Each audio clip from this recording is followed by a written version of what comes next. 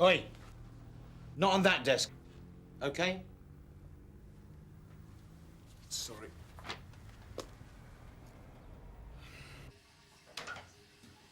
Tony, how you doing?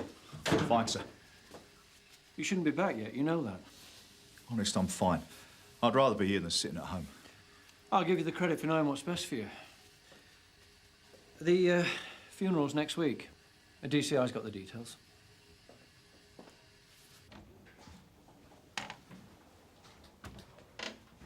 Frank, you come in.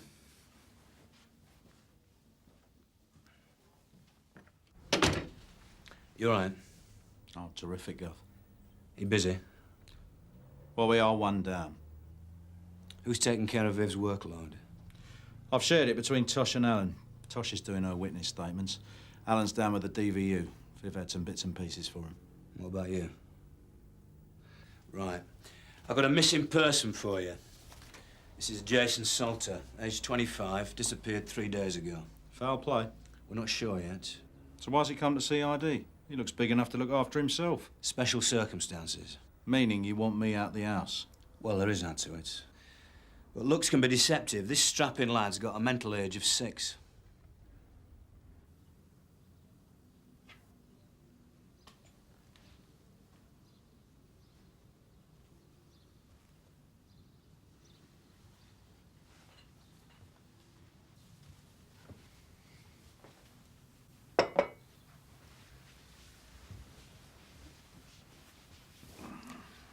I'm not really sure there's anything more I can tell you. Nothing we haven't already told your uniform people. Not to worry, Mrs. Salter. We find it sometimes helps to jog the memory. Just talking to a different face. So Jason was on a shopping trip, is that right? In the Whithill Centre, with his day group. They organise different outings there. Just a small number at a time. Just for an hour. They're very well supervised. No, really. We don't blame the organisers. Well, I don't. Alan blames everyone. My husband. He's out now, looking. But where'd you start? Has Jason gone missing before? No, never. He never goes anywhere on his own. Are there any friends he might suddenly have taken it into his head to? Would he be able to find his way home if he got lost? I don't know. That's partly the point of these day group outings. To try and help him develop a bit of independence. But Alan doesn't see it that way. And of course it was very wet that morning. So he's even less keen for Jason to go. Mr. Salter. Detective Inspector Burnside, Sun Hill. CID? There's no news. Just a PR visit, then, to keep us quiet. It's far from PR, Mr. Salter. We're doing everything we can to find Jason. Yeah, you've asked for a photo and a list of relatives and stuck his name on the missing person's computer. Thank you. Helen. Well, I can understand how you feel, Mr. Salter. But without a reported sighting, there's not much else we can do. He disappeared from a busy shopping precinct. You can't find a single witness. The truth is, you're not interested. You like the local rag. If Jay had been a gorgeous dolly bird, he'd have been all over the front page. But he's not. He's Jay. And a face like his doesn't sell many newspapers. Mr. Salter is not a happy man. I can't help that. I'm sorry, but I can't. And I'd say your involvement was a bit previous. Look, if it means finding his kid alive, he'll have to lump it. I've had enough dead bodies to be going on with. I think we all have, Frank, actually. Yeah, all right, look, I'm sorry. It's just that the father has difficulty accepting the fact that a young guy 6 foot square can suddenly vanish. I know he does. He's bent my ear as well, you know. The fact remains our response was prompt and efficient. Premises searched? Every shop in the precinct, 100% cooperation. Nothing. He appears to have simply wandered off. And let's face it, there are any number of ways out of that place. Escalators, subways, alleyways. Yes. Sorry, sir. There's been a sighting. Jason Salter, A woman saw him being dragged across Tallow Street. You know Jason Salter, right? Yes, he comes to Riverview, the adult training centre, once a week. I teach him basic handicraft skills. He's doing really well. He could be operating a machine soon, because, we have, a little factory there, Yeah, you know. but you did see him on the day he went missing. In Tallow Street. Well, the junction of Tallow Street and Elverton Road. On the corner by the library, yeah? What time was that? About 12:15. Did you speak to him? No, I was in the car. But you're sure it was Jason? Yes. I mean, it was raining heavily that morning. I mean, you were just passing in your car. Maybe it It is. was Jason. How about the person with him? I thought it was Alan. His father? Well, yeah. That's why I didn't think any more of it. You know, the fact that Jason was being pulled across the road. Because Jason, well, he can be very single-minded when he does or doesn't want to do something. I mean, basically, he's very warm and loving, But he throws tantrums. he's a grown adult. I don't think that's an appropriate term. He didn't want to cross the road, but his father was making it. But he wasn't. It wasn't Alan.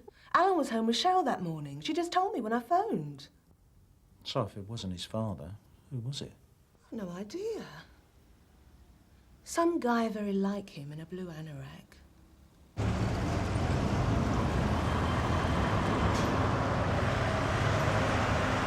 Morning, sir. Police. We're making inquiries about a missing young man. You're a bit of a come down. Sorry? Well, from last time, when we talk got done. Oh, yeah? Yeah, talk come round. Black hair, short skirt. Fee for somebody. You should send her every time. Makes it worth getting blagged. Have you been away, sir, or just incommunicado? Eh? Oh, I've been to my caravan, what? The black-haired tart got killed last Friday.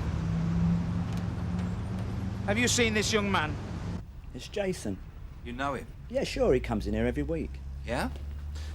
Did you see him 3 days ago? No. Tomorrow's his day. Comes in with his mother. Buys sweets. For the horses. Horses? At the city farm, Backhouse Lane. Now, apparently Mrs. Salter takes Jason there once a week. The thing is, it's only up the road from here. Do you want me to check it out? I think you better. Thanks, Jim. Did Jason come here last Saturday, Miss Edridge, without his mother? He couldn't have done. We weren't open. Well, if he'd come to the gates, do you think anyone would have noticed? It's just we're trying to establish his movements between 11:45 a.m. and noon, that's all. That would have been Jerry, feeding and cleaning. Jerry? Is he or she here now? No, and it's a he. Do you want his address? Please. I'll have a look in the office, though I can't guarantee. Actually, he's probably a good person to speak to. He's developed quite a rapport with Jason.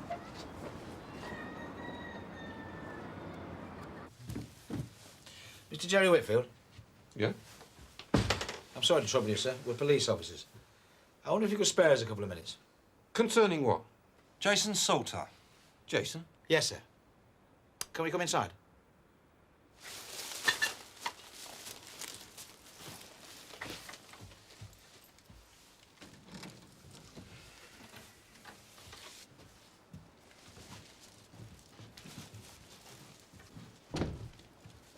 Has he been up to mischief then, Jason?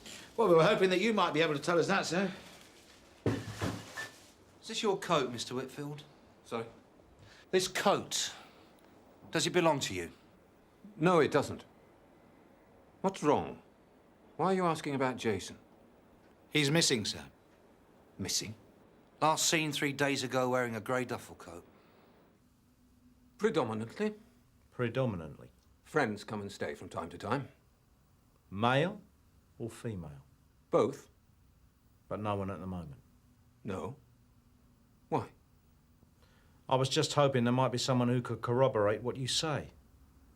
That is, assuming you are going to say something. I understand from my officers you were rather uncommunicative at your flat. Perhaps I've heard too many examples of people being fitted up. Fitted up? There was an implication of foul play regarding Jason. I wasn't going to be bounced into anything. But I've got nothing to hide. Ask what you like. Right. Let's start with your movements on the morning in question. I was at the farm. What time did you leave the farm? 11:30. I'd finished my job. So... You went home? Yes. Via Tallow Street? Yes. Did you meet Jason Salter? Yes. Were you with Jason Salter at about 11:45 in Tallow Street? Yes. Did you pull him across the road, Mr. Whitfield? No, I didn't.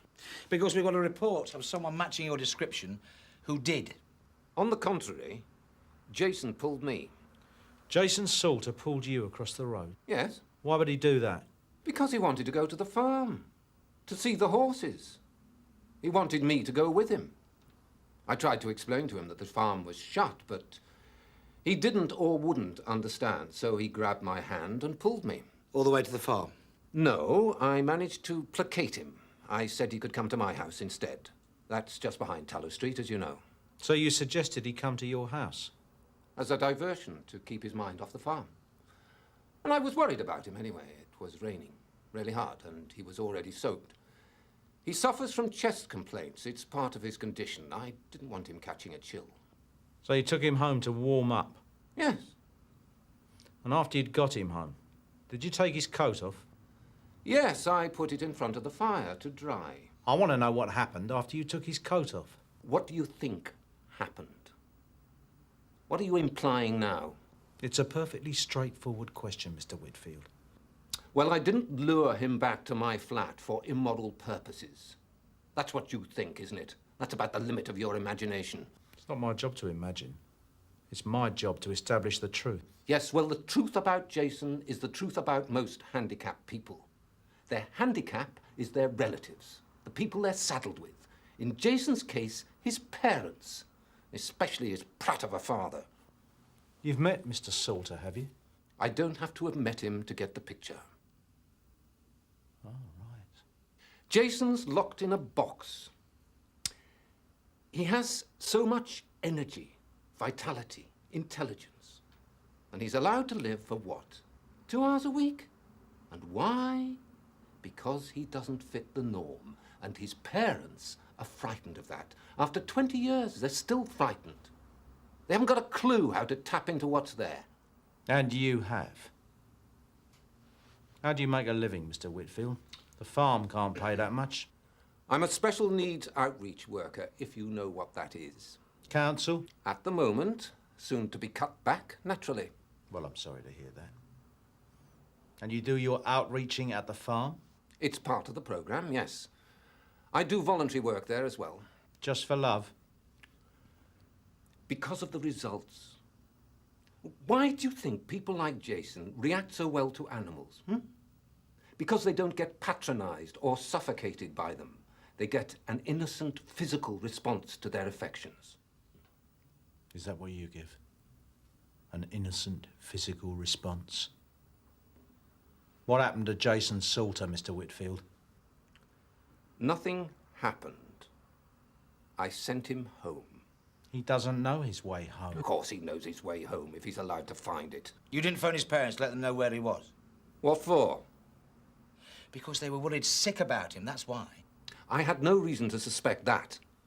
He was out of his box and enjoying it. So that's it, is it? Not your fault if he then gets lost. I sent him home, but he has got a brain of his own. The brain of a 6-year-old. What gives you the right to play God with other people's children?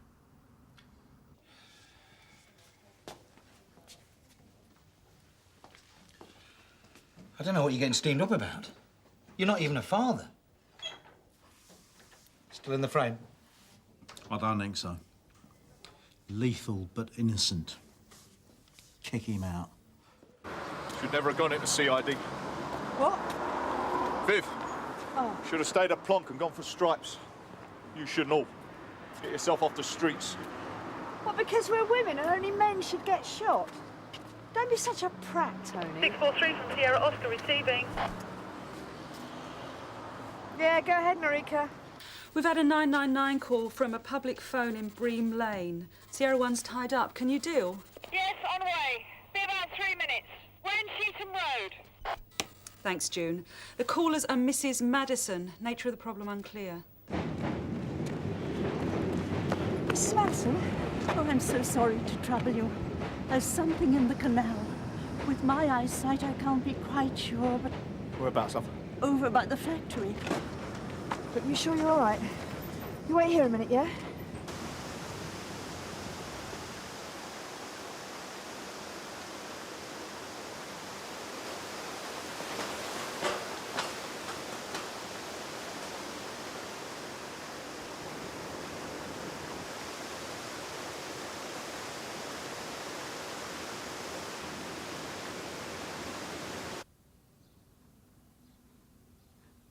You always used to love the water.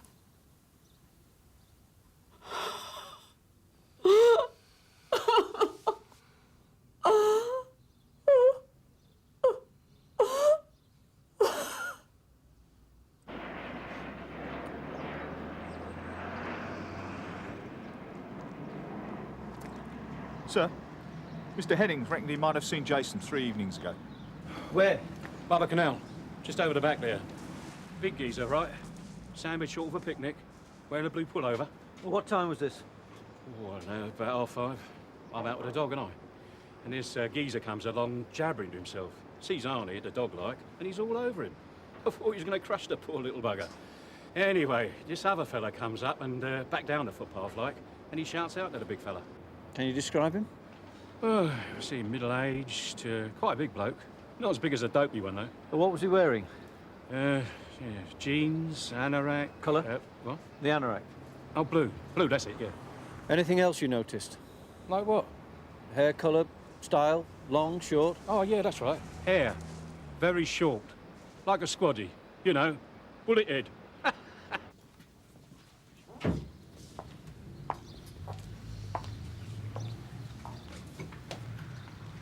This won't need both of you. Perhaps if you'd like to get Mrs. Salter a cup of tea, Jane. Mr. Salter?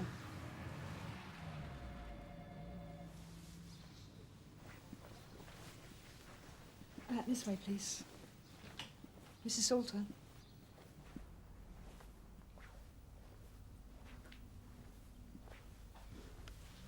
Have a seat.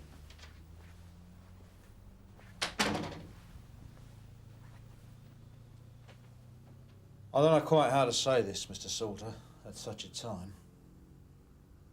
But are you sure you've been altogether straight with us? Is there anything else you'd like to tell me regarding Jason's disappearance? Like what? Time. Place. The real last time you saw Jason. And where? Is this the Pratt with the dog? Were you on the canal bank behind Askill Road at about 5:30 p.m. on the day Jason went missing? God knows. One bit of canal's much the same as another. Leading you a dance, was he? Have you got kids? No. My mates all have. Well, ex-mates. My fault, the ex bit. You tend to close in on yourself with a J in the family. Why is that? Because you feel a bit embarrassed. They're all taking their 12-year-olds to football. You're taking yours to play park with his nappies on. Well, I'm sure there's no need to feel embarrassed. Could happen to anyone. No, it doesn't happen to anyone. It happens to 1 in a million. It's called an accident of birth. And you know what it's like? It's like living with a cuckoo, which just goes on growing and growing. And you know it'll never leave the nest because it can't fly. It's supposed to be a bird, but it can't fly. So you keep on feeding it and cleaning it and amusing it year in, year out until it sucks you dry. What are you trying to tell me, Mr. Salter? I'm telling you that it's hard.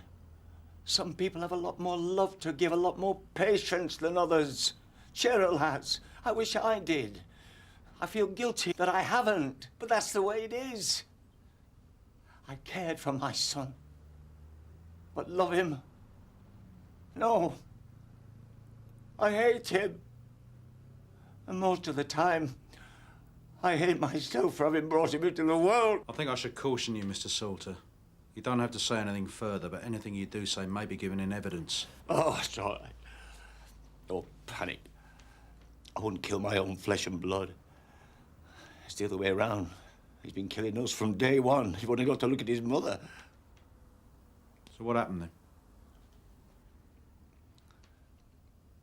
I'd been looking for him all day. Finally, I found him wandering by the canal. I thought he'd be in a state, having been lost so long.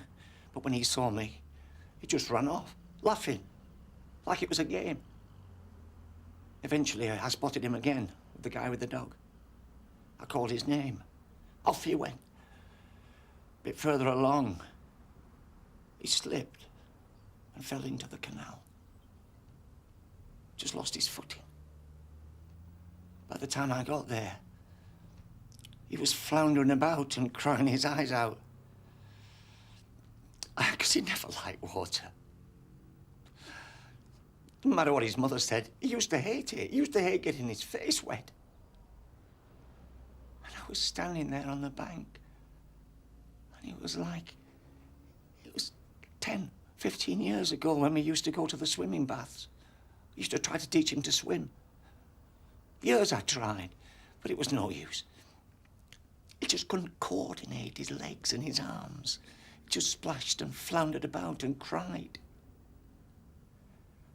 And I could hear myself shouting like I used to shout at the swimming baths. Swim, Jason! What's the matter with you? Swim, for God's sake!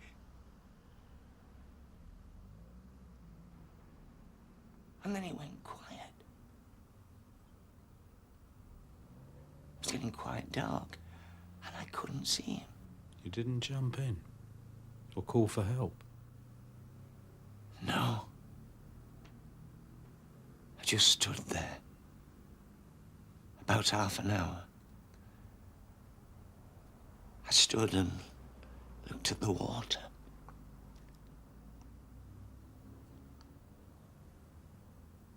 And then I went home. And by the time I got home, I'd wiped it out. Jason was alive and missing. Because you couldn't do that after 20 years. In your mind.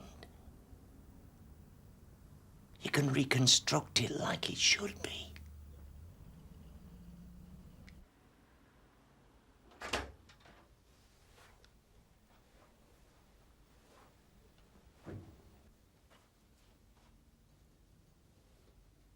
Excuse me.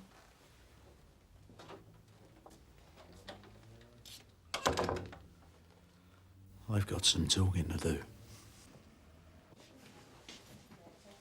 Do you fancy a drink? Yeah, all right. Being a woman, I'll let you treat me. Fine. But no toast to absent friends, eh?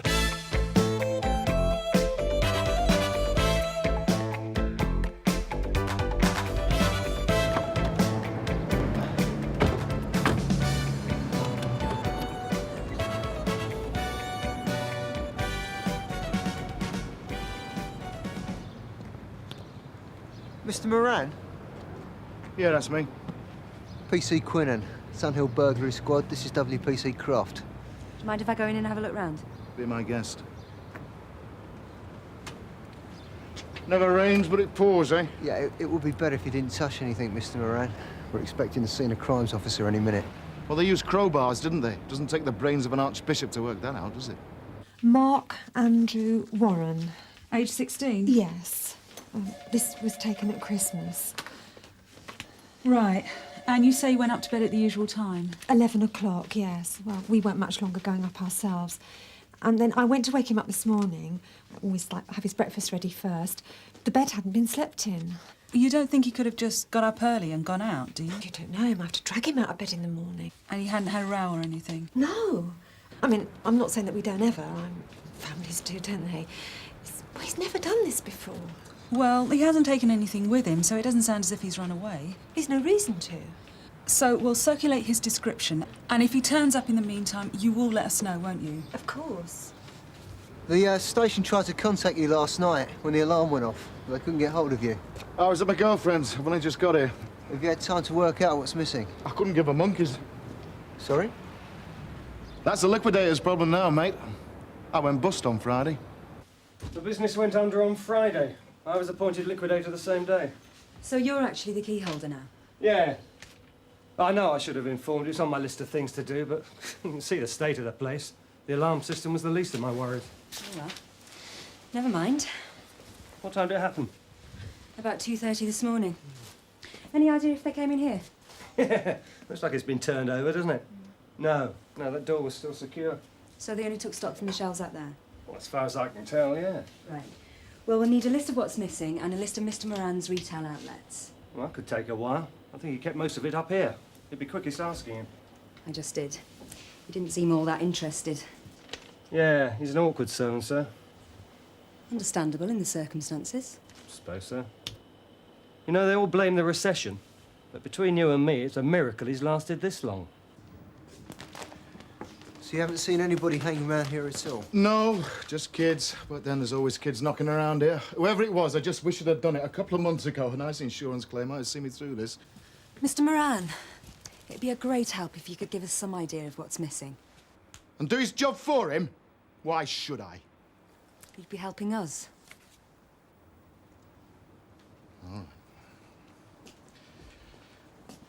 From these two shelves, there's anoraks, 6 dozen from Bernie Robbins off Elverton Road.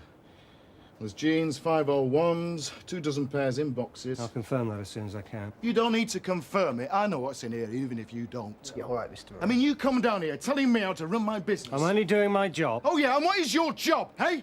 Sitting on your backside, shoveling other people's money around? I mean, what have you ever made, hey? What have you ever done? All right, Mr. Moran, please.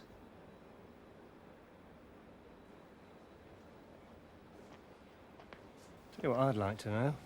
Where he was when the alarm went off. Sarge, I've finished relieving front desk. You got anything for me? No. Oh, hang on. You dealt with that Misper this morning? Mark Warren. Yeah, apparently the boys turned up at home. Yeah, I told his mother he would. A couple of cars were broken into in his area last night. Go and have a word, see what he's got to say for himself. Right, Sarge. Look, I'm sorry. Don't worry about it, yeah? It's just you spend 10 years building up a business and you end up having someone like him picking over the bones. Have you got anything else going on? No. I'll put everything into this. What you gonna do now? I don't know. I'll think of something. 10 years of my life. What have I got to show for it? Nice car. Yeah. But this is mine. People like him that drive around in Rovers these days. Mr. Robbins? I thought we were all square. Sorry? I was on the phone to your boss for an hour yesterday. Don't you people ever talk to each other? Mr. Robbins, we're from Sunhill CID. I'm WPC Croft, this is PC Quinnan. Oh, blimey, I thought you were health and safety. Come in. Sierra 1, Sierra Oscar. Go ahead, over. Suspect trying door handles by Fletcher's car park. Described as white, mid-20s, wearing a dark coat. Yeah, we're on our way. Well, what can I do you for? You supply anoraks to Mr. John Moran? Yeah. You know he went bust last week. Yeah, but for the grace of God. Yeah, well, his warehouse was broken into last night. You're joking? Still, I suppose he's bothered now, poor devil. Amongst the goods that were taken were some anoraks that you supplied. I wondered if you had a photograph of one that we could borrow for identification purposes. I can do better than that. How many did they take, anyway? 6 dozen. That's my last week's output. Bernie, that bloke's coming to do the phone this afternoon. Hallelujah. He's sorry about the delay, but they've all had the flu. I know a cure for that. Go self-employed. Oh, here we are. That should be in your size. If you like it, I can do you a nice price. Do you supply these to anybody else? No, just John Moran. Up until Friday, anyway. Now, I've got to find another buyer.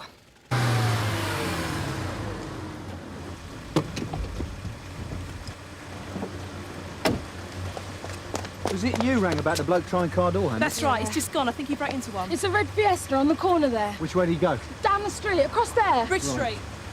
Mid-20s, white, dark coat, yeah? That's right, and short hair, wearing a baseball cap. Where can we contact you? Fletcher's office supplies, top floor. Where to? Straight over, stop with the red Fiesta.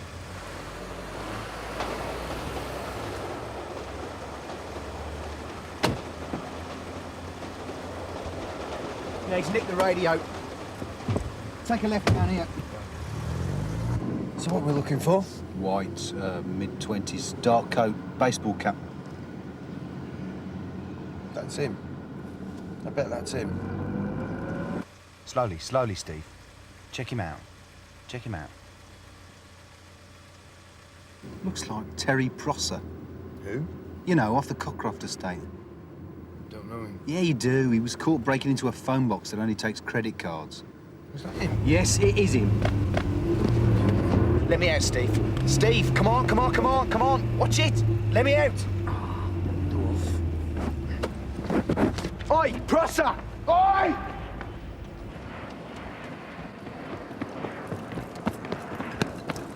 Watch it, love. Sorry. Come here, Prosser!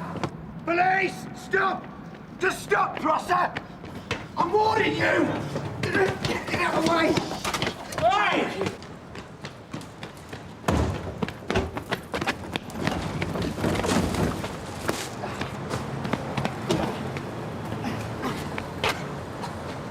Nope. Still don't know him. He threw something in that bin. Yeah? How old are you? What? Look at the state here. I must have 10 years on you. And you had a 50-yard start. Here we go. One radio and cassette player. Terry Prosser, I'm arresting you for theft. You don't have to say anything unless you wish to do so, but what you do say, when you get your breath back, may be giving it evidence. Look, I've told you. We just knocked about, all right? No, it's not all right. At 2 o'clock in the morning. So where did you and your friends go, Mark? Mark, she's talking to you. Just around. You didn't go anywhere near Dunford Close? No. What have you been doing? What's been going on? There were a couple of cars broken into in the area last night. Do you know anything about that? No. And you didn't see anything? No. So you didn't see anything, and you didn't do anything? Well, it sounds pretty boring to me. I should have thought an intelligent lad like you would have something better to do. And where did you spend the night? I've told you, at a mate's place. What mate? No one you know. Dave, anything from Sokol?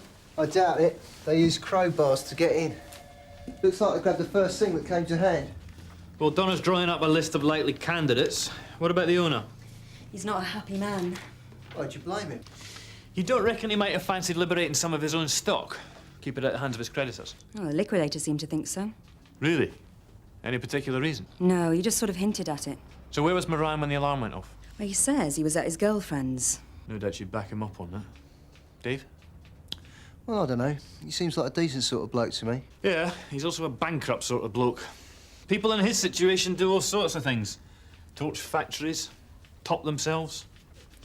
What was the total value of the goods taken? About 4,500. Worth it for a man on his uppers. He's not normally like that, you know. It's just, well, you know what boys are like at that age. So what happens now? Well, that's it as far as we're concerned.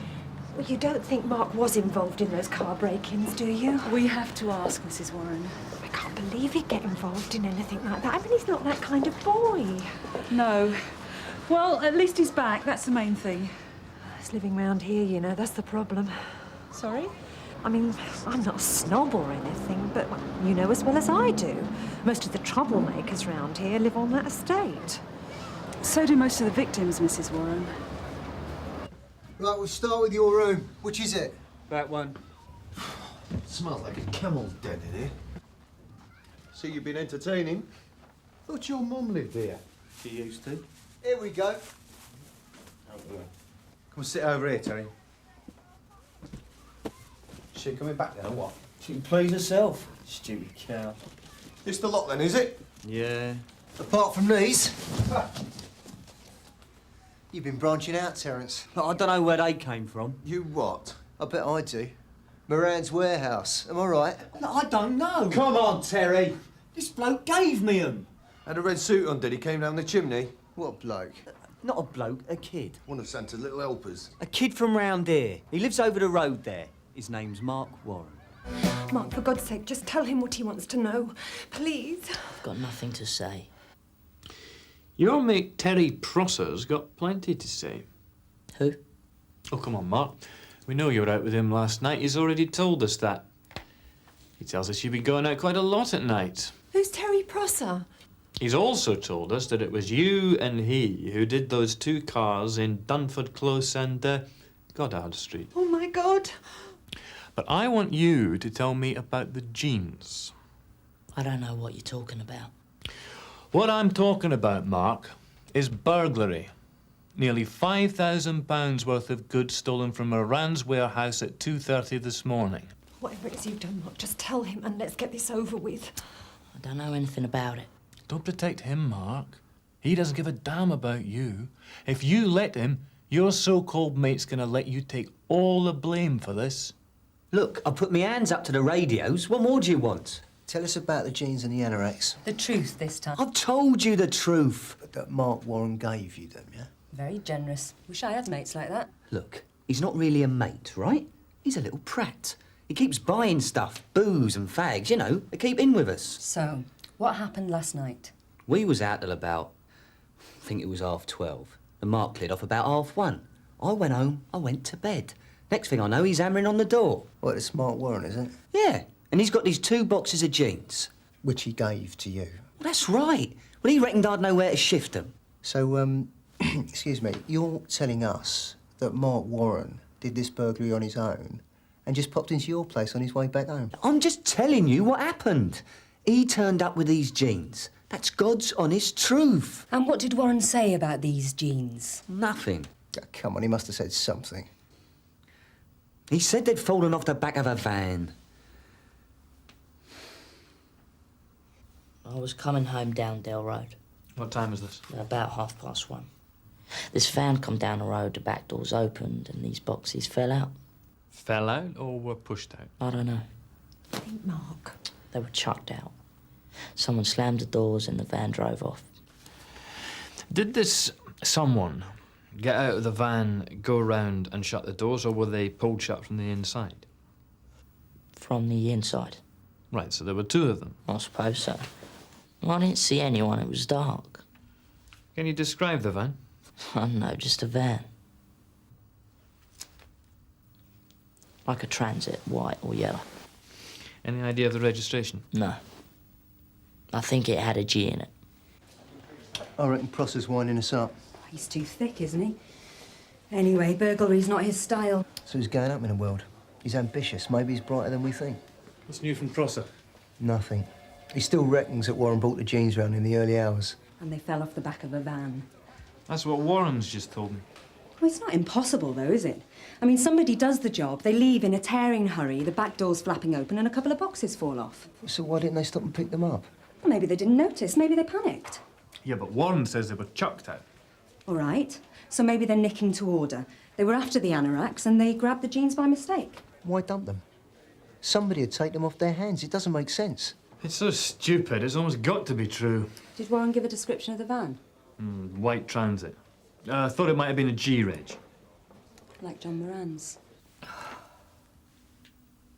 How much longer is this going to be, do you know? I'm afraid I don't. Is this what you want, to spend your life in and out of places like this? Mum, give it a rest, will you? No one in our family has ever been in trouble with the police before. Ever. It's not the end of the world, Mrs. Warren. You try telling his father that. Oh, that is great, that is. A month ago, I was a pillar of society. Last week, I was a bankrupt. And now I'm a criminal. Nobody's accusing you of anything, Mr. Moran. You're as good as. I told you where I was last night. Why isn't that good enough for you? A van similar to yours was seen near to the scene of the crime at the time of the break-in, Mr. Moran. Oh, well, I mean, that's it then, isn't it? Go on, bang me up then, eh? At least they'll feed me inside. We just want to eliminate you from our inquiries. You mean you haven't got a clue, so I'll do. You lot, you couldn't catch a cold. Why don't you ask Bernie Robbins where he was, eh? Why should we do that, Mr. Moran? No reason. It's just that he's got a van like that half the people in the trade have. Mr. Moran, if you know something, you're not doing yourself any favours by keeping it quiet. Look, I don't know anything. You got your suspicions, yeah? Bernie Robbins didn't get paid for those anoraks. He came round here on Friday night and made a right Barney. He said I'd taken delivery knowing that I was going bust. Did you? Well, you hang on in there, you know, hoping things will get better. And suddenly it's too late. And he said thanks to me, he was going bust too. Why? Is he in trouble? Who isn't? Everyone's on a knife edge in this business, love. Why didn't you tell us this morning? Because I don't want to drop anyone in it. And I wouldn't have mentioned it had you not accused me just now. As far as I'm concerned, if he did nick them, good luck to him.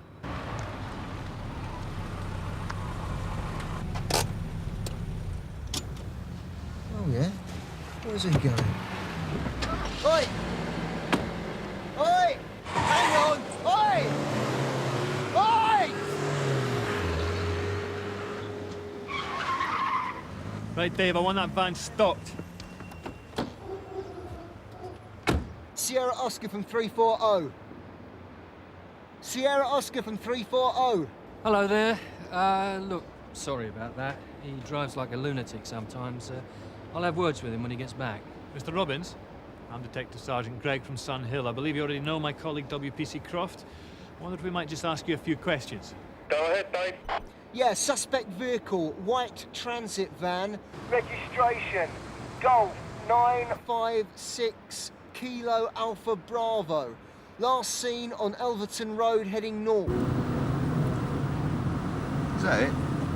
Golf 956 Kilo Alpha Bravo. That's it? Yeah, OK, two's Barry.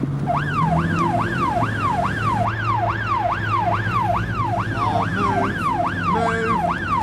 In your mirror.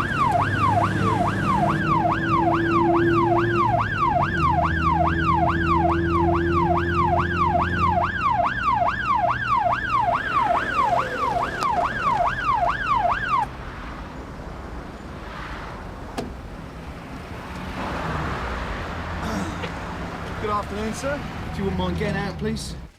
First of all, can you tell us where that van was off to in such a hurry? It was going to Reading. Is it making a delivery? Anoraks, 6 dozen anoraks. Would I be right in assuming that you haven't manufactured all those since Friday? Well, not all of them, no. Right, I must caution you that you do not have to say anything unless you wish to do so, but what you say may be given in evidence. If you fail to answer your bail, you may be fined, liable to imprisonment, or both. Do you understand? Yes. Right, sign there. OK, that's all. See ya. No doubt. Terry, what'd you get? Theft, handling. You? They can't make their minds up. When you're ready, Mr. Prosser. I'll see you down the line. Is that him? You delivered the goods to Moran's on Thursday. That's right. And when was he due to pay you? This week sometime. Only he went bust on Friday, didn't he? But you are on the creditors list. By the time the bank, the Inland Revenue and Customs have had their share, you're talking pennies in the pound for blokes like me. So you decided to get the stuff back? Well, what else could I do? It was either that or go bust myself. Who went with you, Mr. Robbins? Nobody. I was on my own. From our witness account, there are at least 2 of you, one in the back and one driving. I was on my own, all right? I was on my own, and that's that. Excuse me, Sarge. That's confirmed. 6 dozen anoraks in the back of the van. I mean, this is my stuff we're talking about, right? I was only taking what's mine. What about the jeans? The jeans were a mistake. They were in the same sort of boxes. On the way back home, when I discovered they were there, I chucked them out. I assumed somebody'd find them. Well, somebody did. Bernard Robbins, I'm arresting you for burglary. May I remind you that you're still under caution? Right.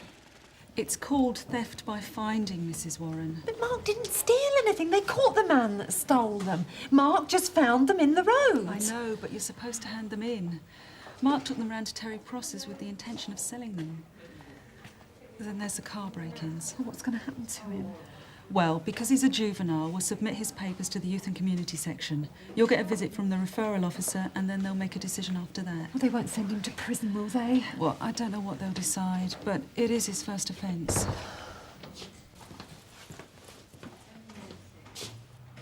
I hope you're proud of yourself. My client has a legal title to those goods. Under the terms of his contract, he has a right to reclaim any goods for which he hasn't been paid. It's printed on the back of all my invoices. So why break in? Because it all takes time. This bloke in Reading wants those anoraks today, not in 6 months' time when the lawyers have got their fingers out. You'll have great difficulty proving burglary, Sergeant. There's no intention to steal. Since the goods belong to my client, how can he steal them? All right, but he stole the jeans. But that was a genuine mistake. He dumped them just round the corner from the warehouse the moment he found out. Well, I'll be putting papers up to the CPS. Let them decide. What about my goods, John? Ask him about my goods. How soon can I have them back? I suppose they could do him for criminal damage. What, for damage to a door? It's hardly worth the effort. I mean, and anyway, if he believed he was acting in good faith, then we lose that too. Well, it's one for our clear-up rate. It's great though, isn't it, eh? The kid gets done and the bloke that actually broke in and walks away laughing. Sergeant, I need those goods now. I'm sorry, Mr. Robbins, I can't help you. Bernie, forget it, believe me. I've got a buyer waiting. I've got wages to pay. I'm sorry, it's all in the hands of the CPS now. If I don't get those goods shifted this week, I'm going to be down the job centre with John Moran. Bernie, let's just quit while we're ahead, shall we?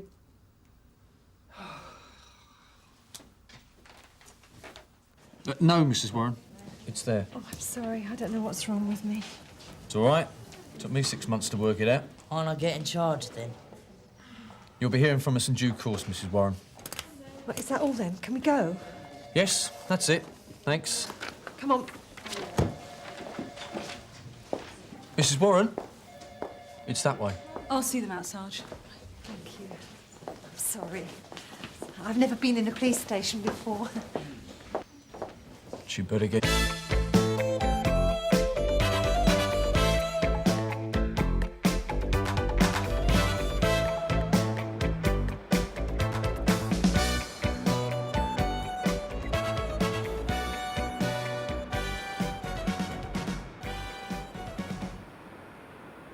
That's her.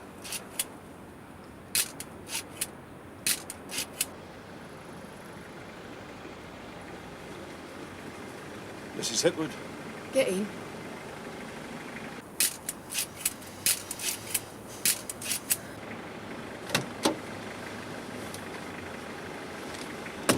I understand you want a job done.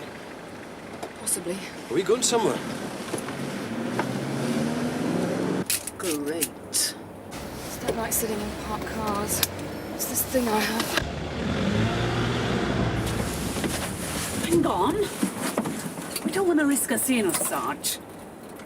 She might clam up.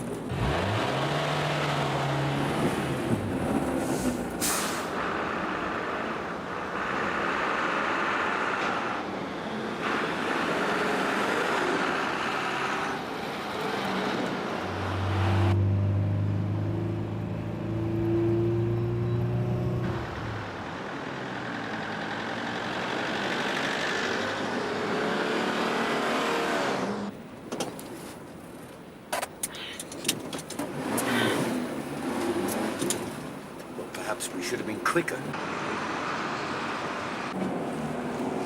Think we're being followed? No, I just like to keep moving, that's all. So, you got experience at this sort of thing, yeah? I think that's my business. I have to be sure you know what you're doing. Well, I'm sorry I don't carry any references. So what exactly was it you wanted done? Can you sure explain? He said something about you want your husband to meet with a fatal accident. Is that right? Out. What are you talking about? Now. Look, someone's jerking me around here, lady. It's been a misunderstanding. I don't like being messed around. I said I wanted him out of my life, not dead. I want a divorce and I need a private investigator to collect evidence. You're joking me. I don't want to know anything about you. I've never met you. Now get out before I talk to you. Nice touch. Out! So, she just wants her husband out of her life. No way. She rumbled us. She suddenly realised she might be on tape and played the innocent. Well, if she's lying, she's very good. So that's the husband. So why would she want him dead? Had her reasons is all I've got. But how do you rate this snout of yours? He's not a snout, sir, more of a contact. But the question as I see it is why should he make it up? Alan, you were in the car with her. What do you make of Valerie Hipwood? It's difficult to say, sir. Oh, come on. Why did she go through all that cloak and dagger stuff of meeting in the car park if she only wanted a private detective? Why not look in Yellow Pages? And she lost us pretty quick, too. You're not telling me that was coincidence. Ted. Well, maybe she changed her mind. She wouldn't be the first person in the world to want her spouse done away with in a fit of pique and then see sense later. So you just think we're wasting her time? I want to meet this contact of yours. He might not be too keen on that, sir. We're talking alleged conspiracy to murder here, so you set it up. Alan, I want you to check out Hipwood's business affairs. See if there's anybody else who'd benefit from his death. Sir. Early evening. It's one of the quietest places on our ground. Try their onion barges, you'd know why. Hello, Sean. Evening. So, you heard what happened today? Yeah, I heard something. The woman in question didn't seem to want the service you told us about. Your man cocked it up. So you still maintain she wants her husband murdered? Oh, yeah. If you've scared her off, I can't help that. There's no chance it could just be a misunderstanding? There's no chance that all she wanted was a husband out of her life. Does he know about me and Val? Some of it. We had an affair on and off for about 6 months. I know her well enough to know when she's being serious. Fair enough. And I'll tell you something else. When someone says they quite like the idea of their husband being drowned, and they want him to be told that she's responsible before his head goes under for the last time, you don't come away thinking she wants a quickie divorce. Do you know what I'm saying? Is that what she said? Too right. Was any mention made of why she wanted her husband dead? No. Can you think of a reason? Why don't you ask her yourself? It doesn't worry me. I've already had an earful. I might just do that. Sean, would you leave us for a few moments, please?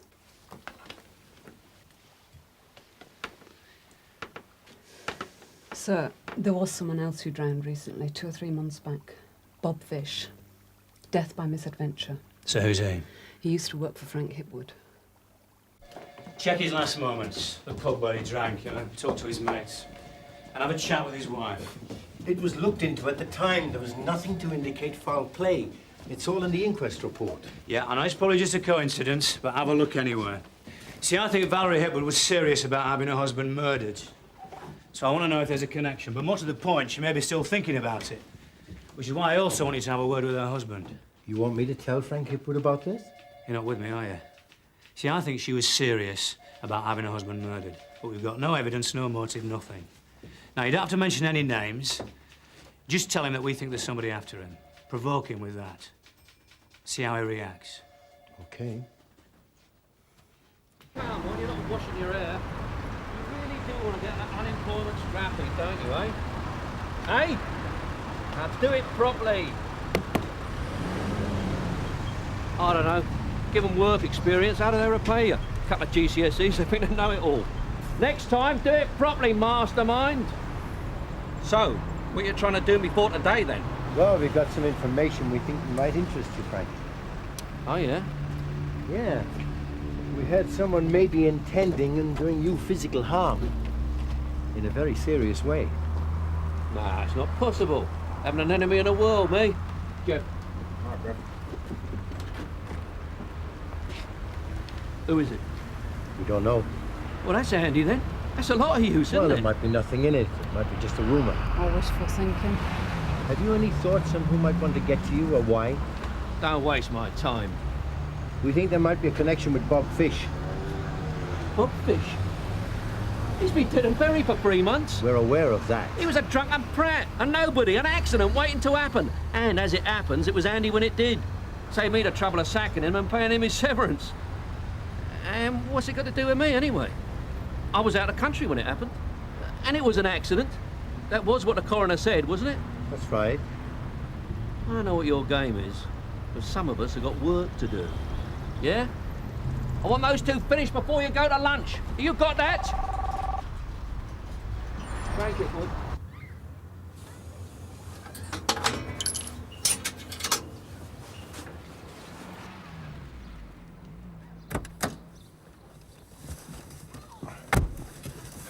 No reply.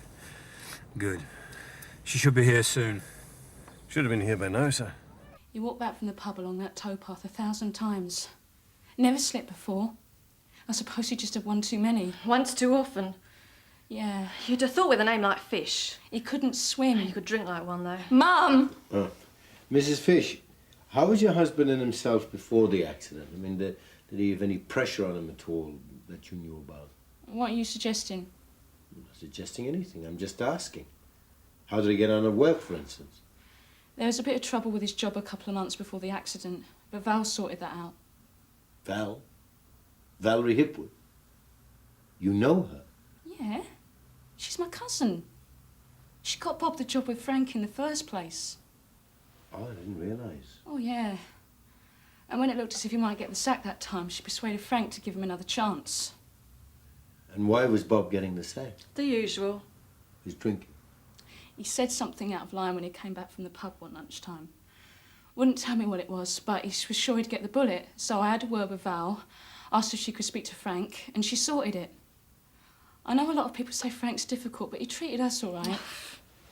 Mum's not a great fan of Frank or his family. I don't know why Val ever married him. Oh, no, that's not true. I know exactly why she married him, and it wasn't for his charm. Who's a friend? Never seen him before. Must be Sean's replacement. She's no slouch. Have you got the photos? Yeah. No, it's all right, Alan. It's not a formal interview. I'm just going to have a little chat with her. Excuse me. Mrs. Hipwood. Yes? I'm Detective Chief Inspector Meadows from Sun Hill. Do you think you could spare me a few moments? What's happened? Is it my husband? Something happened to my husband? Not as far as I know. Why? You're expecting something?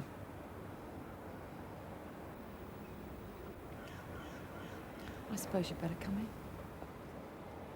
He was legless. What more can I tell you? Was he happy, sad? Same as ever. Probably drivelling on about what a hard nut he was. He was always going on about how well connected he was with local villains, trying to impress. It's all bull.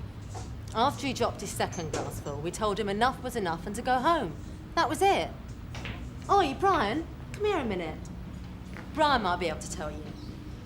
You know that night the fish took his dive in the river?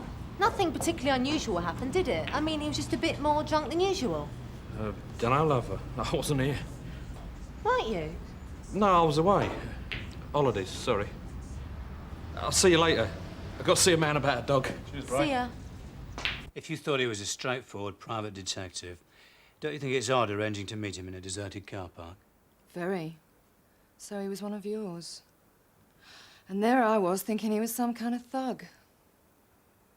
Still, it's difficult to tell the difference these days, isn't it? So if you did think he was odd, why the car park? We shouldn't have gone to the trouble of setting up the meeting. I didn't want to question the arrangement. Oh, so it was him who told you about this? Yeah, it must have been. Oh, he is naughty. This is a serious accusation, Mrs. Hipwood. It was a joke. It was pillow talk. It was fantasy. You know what that is, don't you, Mr. Meadows? Oh, so you admit to having talked about murdering your husband? I said it was a joke. And I'm saying that maybe that's just a convenient interpretation you choose to give it after the event. Does your husband have anything in the way of life insurance? I really don't know. You'd have to ask him. But what you don't seem to understand, Mrs. Hipwood, is that if anything happens to your husband, even if it looks exactly like an accident, it'll be seen as being suspicious. And you'll be top of the list of suspects. A record of the accusation against you will be kept on file. Seems a bit unreasonable. Unreasonable? Well, maybe there's someone else out there who'd like to see Frankie dead. Much though it hurts me to say this, Mr. Meadows, my husband is not the most popular person in the world. If someone else decided to have him, what should I say, put down, it seems rather unfair to try and stick it on me. And quite frankly, you need a bit more evidence than the unsubstantiated testimony of a dodgy informant. That sounds like a threat. But then, I suppose that's just the convenient interpretation you choose to give it after the event. Isn't it, Mr. Meadows? So Morgan is checking his form now, but this Brian Coombs definitely looked jumpy to me when Fish's name was mentioned. He denied being in the pub the evening of Fish's death, but the barmaid said he was. So you reckon he was involved in some way? Well, he could be. The barmaid thinks that she remembers Coombs buying Fish a couple of drinks. Now, she reckons she remembers because Coombs and Fish weren't exactly drinking partners normally. But he said he wasn't there. Go on. Now, Bob Fish walks back from the pub along the towpath most evenings.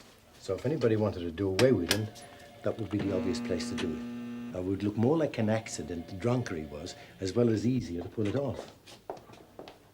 What'd you get? Section 47 and a GBH. And he used to work for Frank Hipwood's brothers in the past. There's your connection. If the Hipwood brothers did organise Fish's death and Valerie found out about it, she wouldn't have been pleased. But angry enough to have Frank murdered? Well, he told her, probably promised her, that he wouldn't even sack Fish, and then he goes and has him killed. And she's not exactly infatuated, romantically speaking, with Frank, is she, sir? Alan, did you get anything on Hipwood's business? Yes, sir. See, the icing on the cake is that Fish had a reputation for being indiscreet when he'd had a few. The landlord of the orchard said that he was always trying to impress anyone who'd listen to him about the villains he knew. They reckoned it was all bull, but there was something more specific about a security van job a few months back. So why didn't the landlord tell us about this earlier? Well, as he said, no self-respecting blagger would have anything to do with a liability like Fish. It was all rubbish, he reckoned, and still does. Maybe it is. But what if, just for once, it was genuine? It might have been enough for someone to have him silenced permanently. Yeah, but it's all circumstantial supposition. We haven't got enough to go to AMIP or get the open verdict re-investigated. What have we got? Not a lot, sir. If she was doing them for the money, she'd have been disappointed. What with the recession, that the business had been going down the tubes. And rumour has it that the bank was going to foreclose on them a few months back. So why didn't they? Private backer, apparently. Came as a bit of a surprise to his creditors, though. I mean, they thought he was going down the stank. But the backer paid off all the debts, and he's still running his business. Well, just. Who was the backer? They didn't say. And when was this? It was 4 or 5 months ago. Security van job. How much was the loan? 15,000. You checked the dates? It was a Barton Street job. A wages snatch on the Milton Abbey trading estates. Find out who they had in the frame for it, Ted. Okay. Have you got Coombs' address? Yeah. Right, you bring him in. Alan, you go with Joe. And I think we should have another word with our Valerie Hipwood. This time on our ground.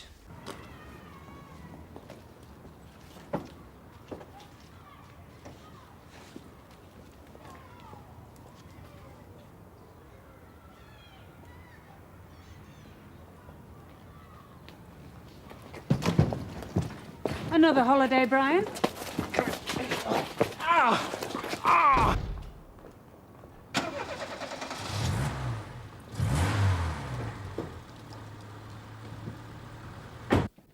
One watch, one set of car keys, one brown envelope containing... Oh, sir, we've got Coombs. Good. Only just. He was all packed and ready to go. And he's holding over £2,000 in used notes. All right, I'll give you a couple of clues. And the answer I want is not, I want it on the horses or the dogs, or in a card game with me mates. All right? So where'd you get that cash? I don't have to tell you nothing. Did the Hipwoods pay you to do a little job for them? We know you worked for them in the past. And they must have known you used the same pub as Bob Fish. Is that what happened? Did they suggest you could earn yourself a couple of grand? If you followed him from the pub and made sure he didn't get home one night? Is that what happened? Is that what happened? Sir? Mrs. Hipwood's here. Shan't keep you a moment. Do you know that man? Should I? You don't recognise him? No, I don't. What am I doing here? If you could come this way, please.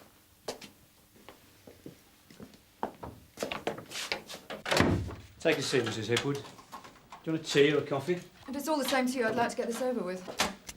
OK. Now, you understand that this interview has been tape recorded? Yes. I'm Detective Chief Inspector Meadows. Also present is Detective Sergeant Roach. And your name is Valerie Hipwood, is that correct? Yes. Now, I must tell you, you're not under arrest. You don't have to say anything, but anything you do say may be given in evidence. You can consult your solicitor, and you can leave this station at any time. Do you understand? Yes. So how did you feel when you heard about Bob Fish's death? I didn't know him that well. He was your cousin's husband. You got him a job with Frank. And when it looked as though he got drunk once too often during working hours, you squared it with your husband. You saved Bob from getting the sack. That's a lot of trouble to go to for somebody you didn't know that well. You have been busy. Family important to you, are they? All right. Did you think Bob's death was an accident? The coroner did. I'm not asking you that. Can you think of anyone who'd want him dead? You tell me. We've heard that your cousin's husband could be a bit indiscreet when he'd had a few drinks. Did you hear about that? I mean, did he ever drop any sensitive information when he was drunk? Well, this is fascinating, Mr. Meadows. Go on. Well, we've heard he came out with 1 or 2 stories about your husband being involved in some very serious criminal activity. Does that ring any bells? Are you suggesting my husband had Bob Fish murdered? Well, it'll explain why you wanted your husband drowned. It's like your cousin's old man was drowned. Poetic justice, that sort of thing. I don't know where you get your ideas from, Mr. Meadows. I really don't. I think you may have discovered something to incriminate your husband. Something to prove that he was behind Bob's death. That man outside. Is he the bloke you think is responsible? If you've got any evidence that'll help us convict your husband, you're not compelled to say anything. That's up to you. But if you do, I can guarantee you he'll get his comeuppance. It's a very interesting idea, Mr. Meadows. But you must realise that a person in my position would be a fool to admit anything. I've heard that you sometimes use hidden tape recorders to get evidence. Is that right? So you think you could get your husband to incriminate himself on tape? My husband has one weak spot, Mr. Meadows. Me. Testing, testing. 1, 2, 3, 4. Knock at the door. Who's there? Lionel Blair. How's that? Everything all right? All set. Don't forget, if you can, keep it in front of the window. We'll be watching and listening, just in case. You all right? You sure? Sir Oscar from DS Roach, are you receiving? Receiving, go ahead. Can you tell DCI Meadows that target is leaving? Over.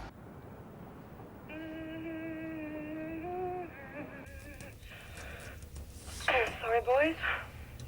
I'll be all right in a minute. I haven't done this sort of thing before. Oh, I hope I remember my story. Great. We're approaching you now. We're on.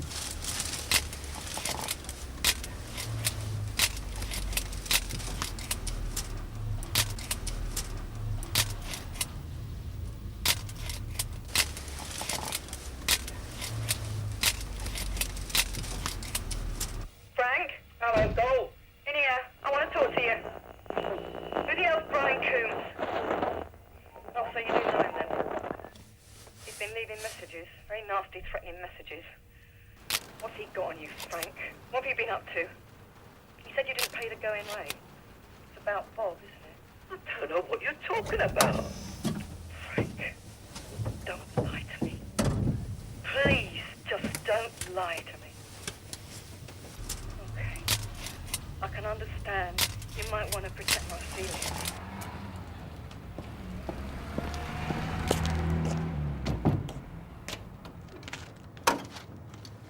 You've been keeping things from me. How's it going? She's playing a blind, Denying it. Yeah, use these. Cheers. No, you have. Don't. No. No, what? I'm upset. I've got a husband who doesn't trust me. Tell me. Please. I can't. Frank.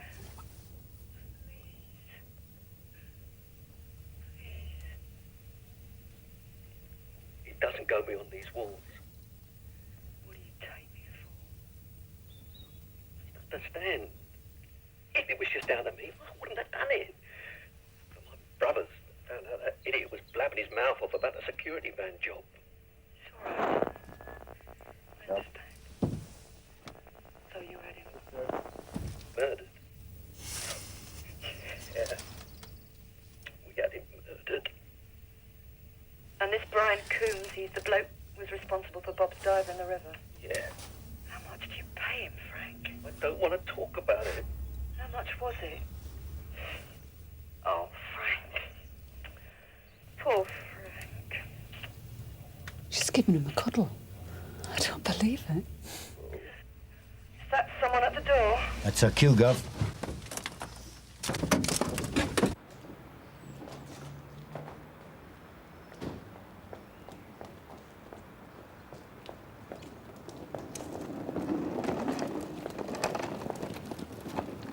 Well, with wives like that, who needs enemies?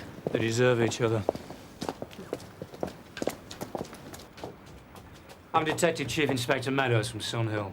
I'm arresting you for the murder of Bob Fish. You don't have to say anything, but anything you do say may be given in evidence. Do you understand? Do you understand? No, I don't. Have you ever considered marriage guidance? Morgan?